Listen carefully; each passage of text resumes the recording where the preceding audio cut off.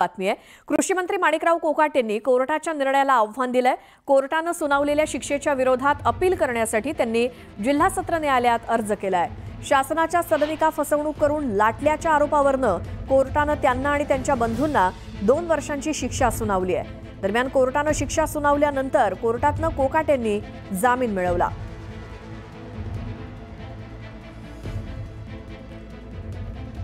न्यायदंडाधिकाऱ्यांच्या या निर्णयाविरोधात आता माणिकराव कोकाटेंनी कोर्टात धाव घेतली आहे। कोर्टाने कोकाटेंना 2 वर्षांची शिक्षा सुनावली आहे आणि काही दंड देखील ठोठावलाय।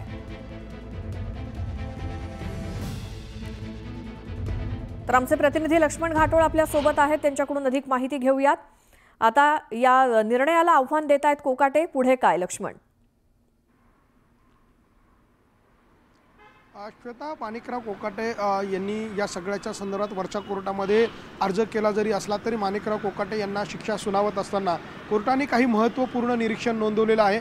खरं तर हे निरीक्षण अत्यंत महत्त्वाचे आणि तितकेच गंभीर देखील आहे। कोर्टाने नेमकं या सगळ्यामध्ये माणिकराव कोकाटेंच्या विरोधात जो काही 2 वर्षाच्या शिक्षेचा आणि 50,000च्या दंडाचा जो काही निकाल न्यायालयाने दिलेला आहे, तो निकाल देत असताना कोर्टाने अनेक महत्त्वपूर्ण निरीक्षण नोंदवलं। त्यामधलं पहिलं निरीक्षण जे आहे त्यामध्ये कोर्ट असं म्हणते की माणिकराव कोकाटे हे मंत्री असल्याने त्यांची प्रतिष्ठा खराब होऊ शकते, मात्र कायदा अशा बेकायदेशीर कृत्यांना माफ करू शकत नाही।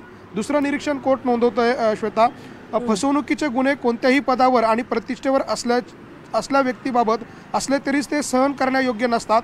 हा बळकट संदेश जो आहे तो समाजाला देणं आवश्यक आहे, म्हणून त्यांच्या विरोधात हा निकाल देणं गरजेचं आहे। आरोपी अर्थात माणिकराव कोकाटे हे वकील आणि राजकारणी आहे आणि वकील आणि राजकारणी अशी 2 महत्त्वाची आणि मोठी पदं त्यांच्याकडे आहे, जबाबदारीची पदं आहे। असं असताना आणि त्यांना या सगळ्या गुन्ह्याची शिक्षा काय होऊ शकते हे माहीत असताना त्यांनी अशा प्रकारचं कृत्य केलेलं आहे, हे चुकीचं आहे असं देखील कोर्ट म्हटलंय। त्यानंतर ते कोर्ट पुढे असंही म्हणतंय की त्यांचं हे कृत्य गरजू आणि आर्थिक दुर्बल घटकाला दुखावणार आणि नुकसान पोहोचवणार आहे। आणि एक आणखी महत्त्वाचा मुद्दा म्हणजे त्यांनी केवळ लोभापोटी या योजनेअंतर्गत ही मालमत्ता जी आहे ती लाटलेली आहे, असे 5 वेगवेगळ्या प्रकारचे निरीक्षण कोर्टाने नोंदवलेले आहे। आणि या सगळ्याचा निकाल देत असताना कोर्टाने हे सगळं म्हटलेलं आहे। त्यामुळे अत्यंत महत्त्वाचा हा निकाल देताना कोर्टाने कोकाटे मंत्री आहे हे त्याची जाणीव करून दिली। मंत्री आहे, राजकारणी आहे, ते एका पदावर काम करताय, मात्र असं असताना त्यांनी शासनाची फसवणूक केलेली आहे आणि एक आर्थिक दुर्बल घटकात त्या लोकांना मिळणारा जो लाभ आहे तो त्यांच्याकडून हिरावून घेतलेला आहे आणि हे केवळ लोभापोटी त्यांनी केलेलं आहे असं कोर्ट म्हटलेलं आहे। आणि म्हणून या सगळ्याचा निकाल अत्यंत महत्त्वाचा होता। या सगळ्या प्रकरणात माणिकराव कोकाटे वरच्या कोर्टात जरी गेले असले तरी त्या कोर्टात त्यांना कितपत दिलासा मिळतो हे बघणं महत्त्वाचं असणार आहे। मात्र श्वेता, या सगळ्यात महत्त्वाचं म्हणजे ज्या घरामुळे माणिकराव कोकाटे अडचणीत आले त्या घराच्या ठिकाणी मी आता आहे। नाशिक शहरातला कॉलेज रोडचा हा परिसर आहे, अतिशय उच्चभ्रू परिसर म्हणून ओळखला जातो। ज्या भागामध्ये 1 स्क्वेअर फीटची किंमत जी आहे ती 10,000च्या आसपास आहे, त्याच भागामध्ये मी आता आहे। माझ्या मागच्या बाजूला हा आपल्याला दृश्यांमध्ये एक बंगला दिसतोय।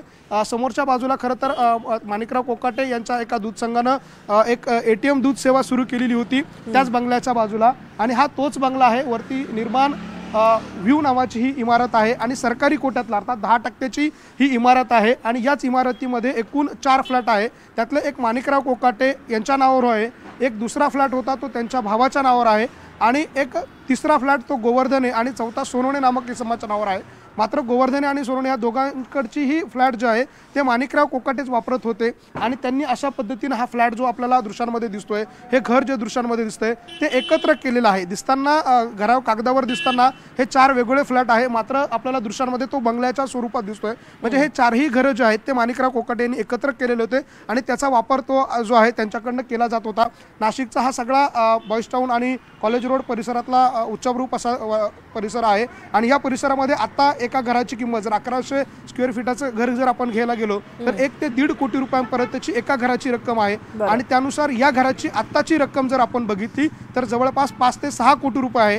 हेच घर माणिकराव कोकाटे यांनी 25-30 वर्षापूर्वी जेव्हा घेतले त्यावेळेला अवघ्या 2-2.5 लाखात एक फ्लॅट असे 8-10 लाखामध्ये हे फ्लॅट घेतले होते। त्यावेळेला देखील त्यांनी हे फ्लॅट अगदी स्वस्तात मिळवले होते, 10% मिळवले होते। आणि हेच सगळं प्रकरण माणिकराव कोकाटे यांना गोत्यात आणणारं ठरलं आणि आज त्यांच्या समोरच्या अडचणी वाढलेल्या आहेत। त्यांच्यावर एक टांगती तलवार जी आहे राजीनाम्याची आणि या सगळ्या प्रकरणाची ती कायम आहे।